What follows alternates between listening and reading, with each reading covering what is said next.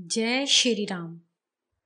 महाराज दशरथ के चले जाने पर देवराज इंद्र परम प्रसन्न हो श्री राम जी से जो हाथ जोड़े खड़े थे बोले, हे राम, हम लोगों के लिए तुम्हारा दर्शन निष्फल नहीं होना चाहिए। हम लोग तुम्हारे ऊपर प्रसन्न हैं, अतः तुम जो कुछ प्रत्युपकार रूप में चाहते हो सो आज्ञा करो। जब इंद्र ने इस प्रकार कहा तब भाई लक्ष्मण और पत्नी सीता सहित हाथ जोड़े खड़े हुए श्री राम जी ने इंद्र से कहा, हे सर्व सुरेश्वर, यदि तुम मुझ पर प्रसन्न हो तो जो मैं कहता हूँ उसे सत्य में पूरा करो। जो वानर अपने बाल बच्चों और स्त्री तथा संबंधियों से बिछुड़कर मुझे प्रसन्न करने के लिए मृत्यु को कुछ भी न समझते हुए इस युद्ध में मारे गए हैं, वे तुम्हारे अनुग्रह से अपने बाल बच्चों से जा मिलें। हे मानद, मैं तुमसे यह वर मांगता हूँ कि मैं अपने वानरों, भालुओं और रीछों को पीड़ा से रहित, घाव शून्य और बल पौरुष से संपन्न देखूं। इसके अतिरिक्त मैं यह भी चाहता हूँ कि जहाँ ये वानर रहें वहाँ अकाल में भी इनके खाने के लिए मुख्य मुख्य कंद और फल इनको मिलें और वहाँ की नदियाँ भी विमल जल से परिपूर्ण रहें। श्री राम जी के इन वचनों को सुनकर इंद्र ने प्रसन्नता पूर्वक यह वचन कहा, हे रघुनंदन, तुमने जो वर मांगा है वह असाधारण तो है, किंतु मैं वर देने की प्रतिज्ञा कर चुका हूँ, इसलिए जैसा तुम कहते हो वैसा ही होगा। युद्ध में राक्षसों द्वारा जो वानर मारे गए हैं वे जीवित हो उठ खड़े होंगे। युद्ध में जिन रीछों वानरों की भुजाएं कट गई हैं या कोई अंग भंग हो गया है, वे सब भी पीड़ा और घावों से रहित, बल और पुरुष से संपन्न हो जाएंगे और वे सभी वानर सोकर जागे हुए मनुष्य की तरह उठ खड़े होंगे। वे सभी परम प्रसन्न होकर अपने कुटुंबियों से अपने अपने घर जाकर मिलेंगे। अकाल में भी वृक्ष विविध प्रकार के रंग बिरंगे फूलों और फलों से लदे रहेंगे। जहाँ भी ये वानर रहेंगे वहाँ की नदियों में सदैव विमल जल भरा रहेगा। इंद्र के वरदान देने के बाद सभी वानर उठ खड़े हुए और घायलों के घाव अच्छे हो गए। जहाँ जो वानर उपस्थित थे उनको यह देखकर बड़ा विस्मय हुआ और वे आपस में कहने लगे, यह क्या हुआ, यह क्या हुआ। उन सभी वानरों ने श्री राम को प्रणाम किया। फिर समस्त देवतागण श्री राम और लक्ष्मण की प्रथम स्तुति कर उनसे बोले कि हे वीर, अब तुम इन समस्त वानरों को विदा कर यहाँ से अयोध्या को जाओ और समस्त माताओं और अपने भाई भरत को जाकर देखो, जो तुम्हारे वियोग में शोक धारण किए हुए है। फिर अपना अभिषेक कराकर अयोध्या वासियों को आनंदित करो। यह कह और दोनों भाइयों से विदा मांग देवता लोग सूर्य के समान चमचमाते विमानों में बैठकर स्वर्ग को चले गए। लक्ष्मण सहित श्री राम जी ने उन समस्त देवताओं के हाथ जोड़े और सेना को टिकाने की आज्ञा दी। श्री राम और लक्ष्मण द्वारा रक्षित वह यशस्विनी विशाल वानरी सेना अत्यंत प्रसन्न दिखाई दे रही थी। जब वह रात बीत गई और सवेरा हुआ तब श्री राम सुखपूर्वक उठे। उस समय विभीषण हाथ जोड़ और तुम्हारी जय हो कहकर बोले, तुम्हारे नहाने के लिए अच्छे अच्छे उपटन, विविध प्रकार के वस्त्र आभूषण, दिव्य चंदन तथा भांति भांति की पुष्पमालाएं आई हैं। हे राघव, श्रृंगार करने वाली कमल नयनी स्त्रियां भी उपस्थित हैं जो तुमको विधिवत स्नान कराएंगी। तुम मेरे ऊपर कृपा करके इन सब वस्तुओं को अंगीकार करो। विभीषण के इस प्रकार कहने पर तब श्री राम जी उनसे बोले, तुम सुग्रीव आदि प्रधान प्रधान वानरों को स्नान कराने के लिए बुलवाओ। हे मित्र, सुकुमार भरत मेरे पीछे कष्ट पा रहे हैं, अतः उन धर्मात्मा भरत को देखे बिना स्नान करना, वस्त्र और अलंकार धारण करना मुझे अच्छा नहीं लगता। सो देखभाल कर कोई ऐसा उपाय बताओ जिससे मैं तुरंत अयोध्या नगरी में पहुंच जाऊं। जिस मार्ग से हम लोग अयोध्या से आए हैं वह मार्ग तो बड़ा दुर्गम है। यह सुन विभीषण ने उत्तर दिया, हे राजकुमार, मैं तुमको एक दिन में अयोध्या पहुंचा दूंगा। आपका मंगल हो। सूर्य की तरह चमचमाते जिस पुष्पक विमान को मेरे भाई कुबेर को युद्ध में जीत रावण बरजोरी छीन लाया था, वह विमान ऐसा है कि जिधर चाहो उधर ले जा सकते हो। अतः तुम बिना किसी कष्ट के अयोध्या जी पहुंच जाओगे। यदि आपका मेरे ऊपर अनुग्रह हो और यदि मेरी भक्ति तुमको स्मरण हो तो तुम लक्ष्मण और सीता सहित एक दिन वास करो। हे राम, मेरे द्वारा भूषण आदि से समस्त सेना और सुहृदयों सहित सत्कारित हो और मुझ पर प्रसन्न हो अयोध्या जी को चले जाना। हे राघव, मैं प्रीति पूर्वक तथा बहुमान से विधिवत तुम्हारा सत्कार करना चाहता हूँ, सो तुम सत्कार की एकत्र की हुई सामग्री को ग्रहण करो। मेरी यही प्रार्थना है। मैं तुम्हारा दास हूँ, अतः मैं तुमको आज्ञा नहीं दे सकता। जब विभीषण ने इस प्रकार कहा तब श्री राम जी ने वहां उपस्थित वानरों और राक्षसों को सुनाते हुए कहा, हे सौम्य, तुम्हारी सहायता ही से मेरा सत्कार हो चुका। इसके अतिरिक्त अपने पौरुष और उत्तम सौहार्द युक्त व्यवहार से भी तुमने मेरा सब प्रकार से बड़ा सत्कार किया है। हे राक्षस राज, इस समय निश्चय ही मैं तुम्हारा कहना नहीं मान सकता, क्योंकि भाई भरत से मिलने के लिए मेरा मन आतुर हो रहा है। मेरा भाई भरत मुझे लौटाने के लिए चित्रकूट में आया था और चरणों में शीश रख मुझसे लौटने की प्रार्थना की थी, किंतु मैंने उसका कहना न माना। इसलिए अपनी माताओं, वशिष्ठ आदि गुरुजनों को तथा पुत्र की भांति अपनी पूरी की प्रजा को देखने के लिए मेरा मन आतुर हो रहा है। अतः हे राक्षस राज, अब तुम शीघ्र ही विमान को यहाँ मंगवा दो। मेरे इस प्रकार शीघ्रता करने पर तुम दुखी या क्रुद्ध मत हो और मुझे जाने की अनुमति दो। श्री राम जी के इन वचनों को सुनकर विभीषण लंका में गए और तुरंत विमान लेकर लौट आए। वह अनेक प्रकार के बहुमूल्य रत्नों से जड़ित था। उसमें उत्तम बैठकें बनी थी जो पन्नों की थी और उस पर बहुमूल्य बिछौने बिछे हुए थे। उस विमान पर कोई आक्रमण नहीं कर सकता था और उसकी चाल मन की गति के समान तेज थी। फिर विभीषण ने हाथ जोड़कर और विनीत भाव से कहा, हे राघव, आज्ञा दीजिए कि अब मैं क्या करूं। श्री राम जी कुछ सोचकर और लक्ष्मण जी के साथ परामर्श करके स्नेहपूर्वक विभीषण से यह बोले, हे विभीषण, इन वानरों ने युद्ध में बहादुरी दिखलाई है, सो इसके बदले में इनको पुरस्कार में बहुत धन, रत्न और विविध प्रकार के आभूषण देने चाहिए। इन सब ने अपने प्राणों को हथेलियों पर रखकर प्रसन्न मन से युद्ध किया। इन लोगों ने रण में कभी पीठ नहीं दिखाई। इन्हीं लोगों की सहायता से मैं अजय लंका को फतह कर सका। अतः इनको पुरस्कृत कर इनका परिश्रम सफल करना चाहिए। हे मानत, तुम कृतज्ञ हो। यदि तुम इन वानरों और रीछों को पुरस्कृत कर दोगे तो ये समस्त वानर यूथपति प्रसन्न हो जाएंगे।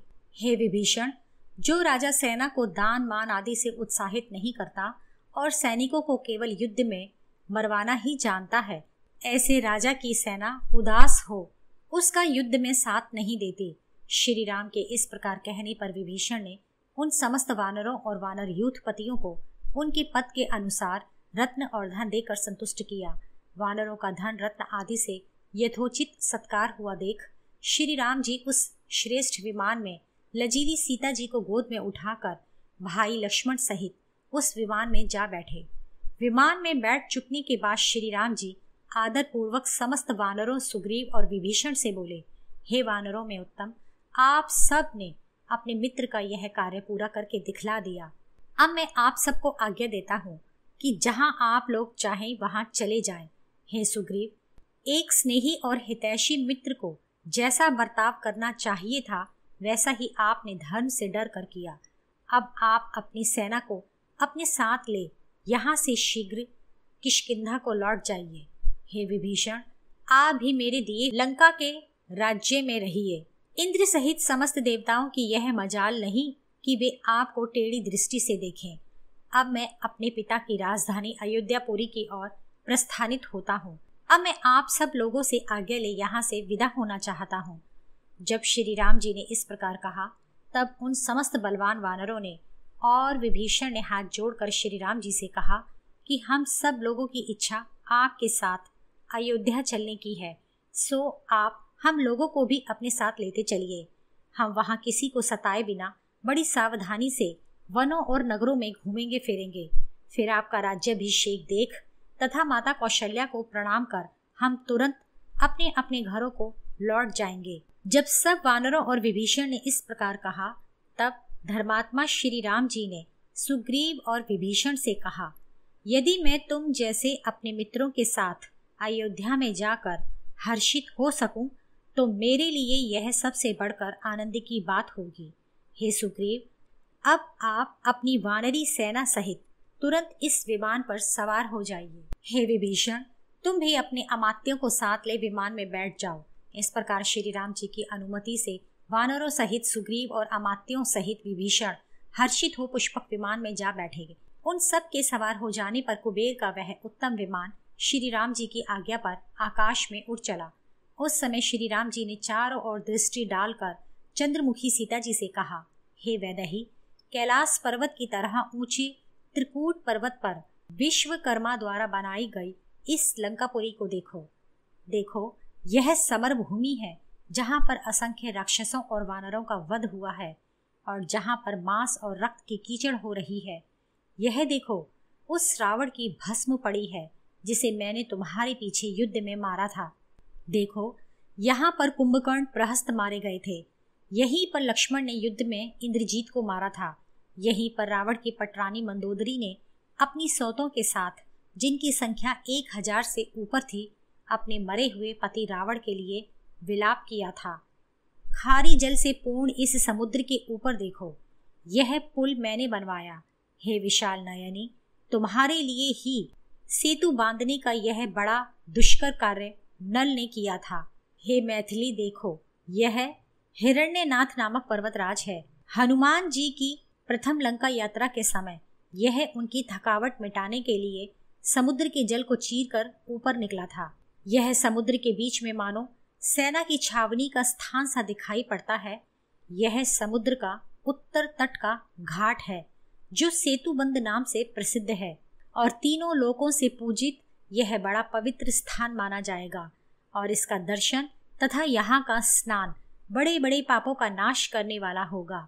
यहीं पर लंका जाने के समय जब मैंने क्रोध में समुद्र को सोखना चाहा था, तब समुद्र राज के जल के अधिष्ठाता देवता ने मुझे प्रसन्न किया।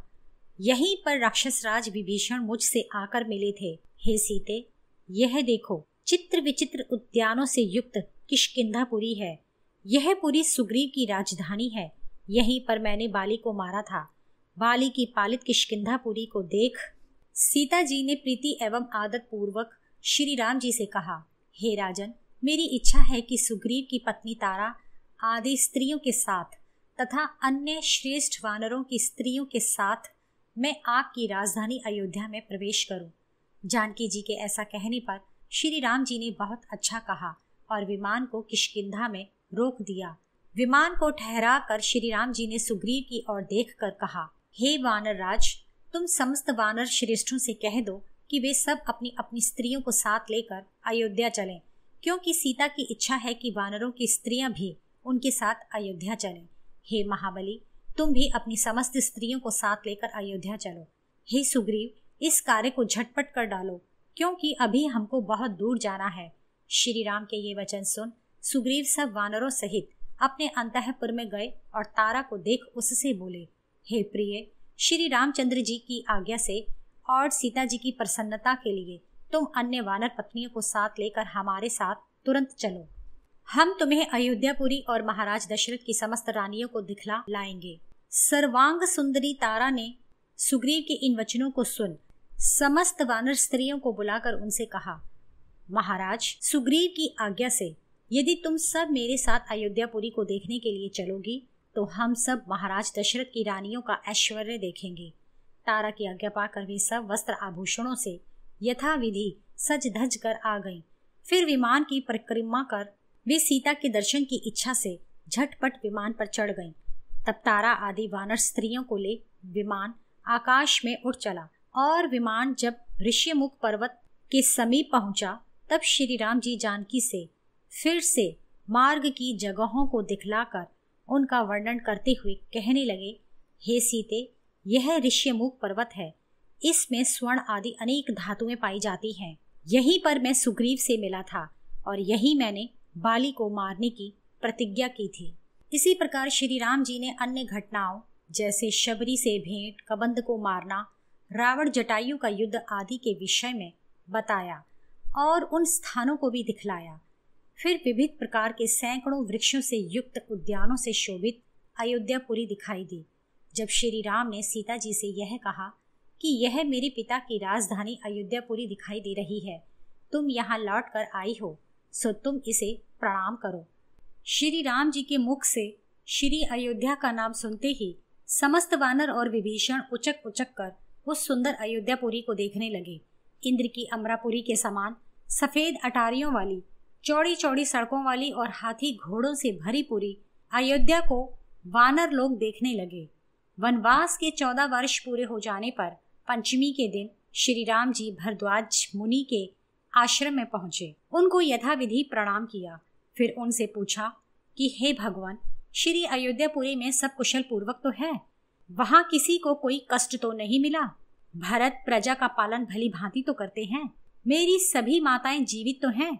श्री राम जी के इस प्रकार पूछने पर महामुनि भरद्वाज उनसे अत्यंत प्रसन्न हो मुस्कुरा कर बोले, यथाविधि स्नान न करने के कारण शरीर में मैल लपेटे, जटा रखाए और तुम्हारी खड़ाओं को अपने आगे रखे हुए भरत तुम्हारे लौटने की प्रतीक्षा कर रहे हैं। तुम्हारे घर में भी सब कुशल पूर्वक है। हे रघुनंदन, जब तुम महावन को जा रहे थे तब मैंने देखा था कि तुम पुराने चीर वस्त्र पहने हुए हो। स्त्री तुम्हारे साथ हैं। राज्य से पृथक हो चुके हो। केवल धर्म में मन लगाए हुए पैदल ही चल रहे हो। सर्वस्व त्याग कर पिता की आज्ञा पालन में निरत हो। हे समर विजयी, तुम्हारी उस समय की दशा देख मेरा मन बड़ा दुखी हुआ था, किंतु इस समय तुमको सब प्रकार से भरा पूरा और इष्ट मित्रों और स्वजनों के साथ शत्रु को जीत कर लौटा हुआ देख मुझे बड़ी प्रसन्नता हो रही है। हे राघव, जन स्थान में रहकर तुमने जो बहुत से सुख दुख भोगे और तपस्वियों के प्रार्थना करने पर ऋषियों की भी रक्षा के लिए जन स्थान वासी राक्षसों का वध कर तुमने सब तपस्वियों की रक्षा की, ये सब बातें मुझे मालूम है। जैसे रावण ने सीता को हरा, कबंध का वध, हनुमान जी का सीता को खोजना, समुद्र पर पुल का बांधा जाना, लंका का फूका जाना आदि आदि, ये सब मुझे ज्ञात है। ये सब बातें मुझे अपने तपोबल से समय समय पर पता चलती रही। हे राघव, मैं भी तुमको वर देता हूँ। आज मेरा आतिथ्य स्वीकार कर कल तुम श्री अयोध्या को चले जाना। रघुनंदन ने भरद्वाज जी की आज्ञा को अत्यंत मान के साथ स्वीकार कर और अत्यंत आनंदित हो कहा, बहुत अच्छा। फिर बुद्धिमान श्री राम जी ने यह वर मांगा कि हे मुनि, आपके वरदान से मैं यह चाहता हूँ कि यहाँ से लेकर अयोध्या तक फलने की फसल न होने पर भी समस्त वृक्षों में फल लग जाएं और उनमें मधु टपका करे। उनमें लगे फल अमृत के समान मीठे और विविध प्रकार के हों। तब भरद्वाज जी ने तथास्तु, ऐसा ही होगा। उसी समय से प्रयाग और अयोध्या के बीच लगे हुए वृक्ष स्वर्ग में लगे हुए वृक्षों के समान हो गए। जो वृक्ष पहले कभी फलते और फूलते न थे, वे भी फलने और फूलने लगे। जो सूख गए थे, उनमें हरे हरे पत्ते निकल आए। वृक्षों से मधु टपकने लगा। प्रयाग से लेकर अयोध्या तक के मार्ग के दोनों ओर 12-12 कोस के समस्त वृक्ष इस प्रकार के हो गए। तब हजारों वानर श्रेष्ठों ने अत्यंत प्रसन्न होते हुए बहुत से फलों को भरपेट खाया। अब अयोध्या जाने की चिंता करते हुए श्री राम जी ने मन ही मन विचार करते हुए हनुमान जी से कहा, तुम शीघ्र श्री अयोध्या में जाकर देख आओ कि राज मंदिर में सब कुशल पूर्वक तो है। जाते हुए जब तुम श्रृंगवेरपुर में पहुंचो तब वनवासी गुह से, जो निषादों का राजा है, को मेरी ओर से कुशल संवाद कहना। जब वह मेरा कुशल संवाद सुनेगा और जानेगा कि मैं स्वस्थ हूँ और मेरी चिंता दूर हो गई है, तब वह बड़ा प्रसन्न होगा, क्योंकि वह मेरा मित्र है। निषाद पति गुह तुमको अयोध्या का मार्ग और भरत का समस्त वृतांत हर्षित मन से बतला देगा। मेरी ओर से तुम भरत जी से मेरे कुशल समाचार कहना और कहना कि मैं पिता की आज्ञा का पालन कर सीता और लक्ष्मण सहित आता हूँ। सीता का हरण, सुग्रीव से मित्रता, तुम्हारे द्वारा सीता को खोजना, अपार समुद्र को लांघना, महादेव जी के अनुग्रह से महाराज दशरथ की आत्मा के साथ भेंट और फिर कपिराज सुग्रीव और विभीषण सहित मेरा अयोध्या के समीप आना आदि आदि समस्त वृतांत धीरे धीरे तुम भरत जी से कहना। इन सब बातों को सुनकर भरत के चेहरे का रंग कैसा होता है अथवा उनके मुख की आकृति से हर्ष या शोक क्या प्रकट होता है अथवा उनकी मेरी प्रति कैसी भावना है, ये सब बातें तुम जान लेना। भरत से यह भी कह देना कि रामचंद्र समस्त शत्रुओं को जीतकर सर्वोत्तम यश पाकर और पिता की आज्ञा का पालन कर पूर्ण मनोरथ हो महाबलवान मित्रों सहित अयोध्या के निकट आ पहुंचे हैं। इस प्रकार मेरे आने का समाचार सुन उन्होंने क्या कहा, इन बातों की यथार्थ जानकारी प्राप्त करना, क्योंकि ईष्ट पदार्थों से परिपूर्ण पूर्वजों का राज्य पाकर किसका मन नहीं बदल जाता। बहुत वर्षों तक राज्य करने से यदि श्रीमान भरत जी अब स्वयं ही राज्य करने के अभिलाषी हों तो वे ही समस्त पृथ्वी का पालन करें। हे हनुमान, जब तक मैं यहाँ से बहुत दूर श्री अयोध्या की ओर पहुंचूं उसके पूर्व ही भरत के मानसिक विचारों का भेद लेकर, और यदि उनके विचार मेरे विरुद्ध हों तो तुम तुरंत लौट आना। हनुमान जी को श्री राम ने जब इसकी आज्ञा दी तब वे मनुष्य का रूप धर कर तुरंत श्री अयोध्या की ओर प्रस्थान कर गए। वे आकाश में गरुड़ की भांति बड़े वेग से उड़ते हुए चले जा रहे थे। गंगा यमुना के संगम को लांग बलवान हनुमान श्रृंगवेरपुर में गुह के पास पहुंचे। वहां उन्होंने प्रसन्नता पूर्वक गुह से यह शुभ वचन कहे, हे गुह, तुम्हारे मित्र श्री राम जी ने अपना और सीता तथा लक्ष्मण जी का कुशल संवाद तुमसे कहलाया है। आज पंचमी की रात को वे भरद्वाज जी के कहने से उन्हीं के आश्रम में रह कर बिताएंगे। फिर उनकी आज्ञा से वे कल वहां से चलेंगे और यही उनसे तुम्हारी भेंट होगी। यह कहकर वे आगे बढ़ते गए। उन्होंने मार्ग में परशुराम घाट और बालुकिनी नदी को देखा। फिर हजारों लोगों से भरी पूरी बस्तियों और बड़े बड़े समृद्धशाली नगरों को देखते हुए बहुत दूर चलकर हनुमान जी बड़ी तेजी से नंदीग्राम के निकट विविध प्रकार के पुष्पित वृक्षों से भरे पूरे उपवन में जा पहुंचे।